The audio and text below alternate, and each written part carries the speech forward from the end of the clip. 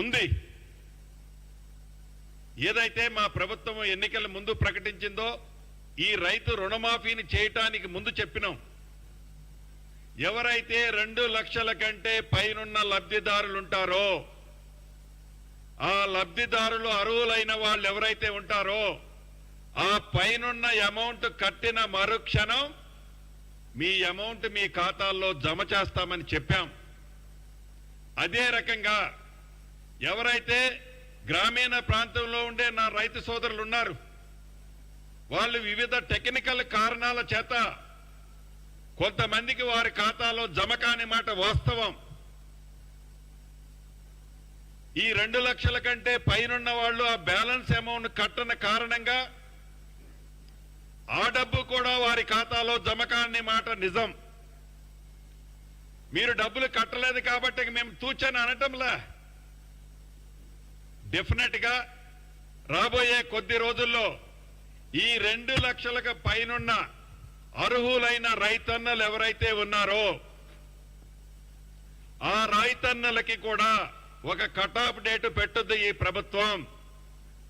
పెట్టిన తర్వాత వారు ఆ డబ్బు కట్టిన మరుక్షణం మేము అనుకున్న దాని ప్రకారమే 31,000 కోట్లలోనే ఈ అంకెలన్నీ ఉంటాయి.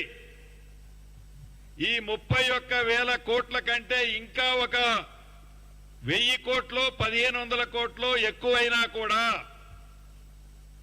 అర్హులైన రైతులందరికీ ఈ రేవంత్ రెడ్డి గారి ప్రభుత్వం ఈ కేబినెట్ చిత్తశుద్ధితో అర్హులైన ప్రతి రైతన్నకి ఇవ్వటానికి సిద్ధంగా రుణమాఫీ ఉంది. ఏదైతే నిన్న మీరు అన్న ప్రకారం రుణమాఫీ చెయ్యకపోతే మేము వదలనే వదలం. ఏంది మీరు వదిలేది? మీకు ఎక్కడుంది నైతిక హక్కు? మాట్లాడే నైతిక హక్కు ఉందా ఈ ప్రభుత్వాన్ని గురించి? 2 పర్యాయాలు పరిపాలించినప్పుడు మీ ముఖానికి 10 సంవత్సరాల్లో మీరు చేసిన రుణమాఫీ సుమారు 16 నుంచి 17,000 కోట్లు 10 సంవత్సరాలలో. ఈ ప్రభుత్వం వచ్చి 10 నెలలు కూడా కాలేదే.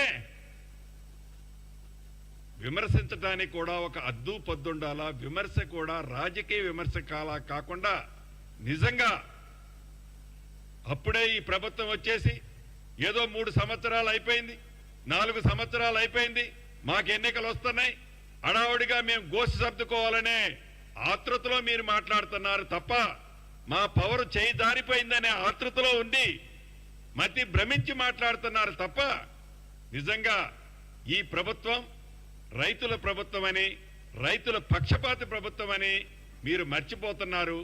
రైతులు ప్రతి విషయాన్ని గమనిస్తున్నారు. రైతన్నలందరికీ ఈ వేదిక ద్వారా ఒకటే తెలియజేస్తున్నాను. అది 1,00,000 రూపాయల లోపు కానీ 1,50,000 కానీ 2 లక్షల రూపాయల వరకు అర్హులైన ప్రతి రైతన్నకు ఇంకా నేను 12,000 కోట్లు అంటున్నాను.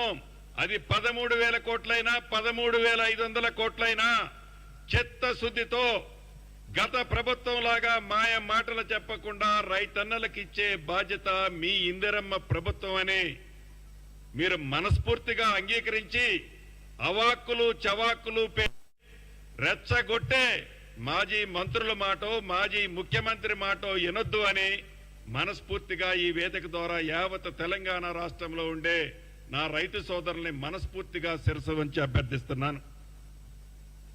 అంతేకాదు ఇక ధరణి విషయానికి వద్దాం.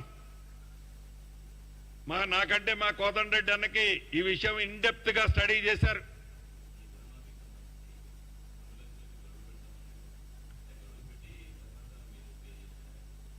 ఈ 2 లక్షల రూపాయల కంటే ఎక్కువ ఏదైతే ఉందో ఆ డబ్బు 5,000 10,000 ఉంటే వాళ్ళు ఎమ్మటే కట్టగలుగుతారు. అది 1,00,000 2 లక్షల్లో ఉంటే ఆ రైతులను కట్టడానికి లేట్ అవుద్ది. కాబట్టి రేపే కట్టు ఎల్లుండే కట్టు అనకుండా అది నెల 2 నెలల 3 నెలల ఒక కట్ ఆఫ్ డేట్ పెడతాం. కంఫర్ట్ గా రైతన్నల్ని ఇబ్బంది పెట్టాలన్నది ఈ ప్రభుత్వ ఉద్దేశం కానే కాదు. తెల్ల రేషన్ కార్డు అనే ఏదైతే ఒక రేషన్ కార్డు బేస్ చేసుకునే చేస్తున్నామనేది నిజం కానే కాదు. ఎక్కడైనా ఏ అధికారైనా ఆ దిశగా ప్రయత్నం చేస్తే, ప్రభుత్వాన్ని బదనాం చేయాలని ఏ అధికారాన్ని అనుకుంటే తప్పకుండా అటువంటి అధికారి మీద కూడా ఈ ప్రభుత్వం చర్యలు తీసుకుంటది. రైతన్నల దగ్గరకే ఈ ప్రభుత్వ అధికారుల్ని పంపిస్తుంది. రైతుల పట్ల చిత్తశుద్ధి ఈ ప్రభుత్వానికి ఆనాడు ఇందిరమ్మ ప్రభుత్వంలో ఎలా ఉందో ఈ ఇందిరమ్మ ప్రభుత్వంలో కూడా అంతే ఉంటది. ఎస్ ఎందుకంటే వాళ్ళకి మళ్ళీ లోను రావాలంటే మా 2 లక్షల రూపాయలు ఒక్కటిస్తే వాళ్ళకి మళ్ళీ తిరిగి లోను రాదు. దాంతో వారికి రైతన్నలకి లబ్ధి జరగదన్నదే ఈ ప్రభుత్వం యొక్క లక్ష్యం. కొంచెం లేదు మళ్ళీ కానివ్వండి, పూర్తిగానే. తర్వాత ధరణికి సంబంధించి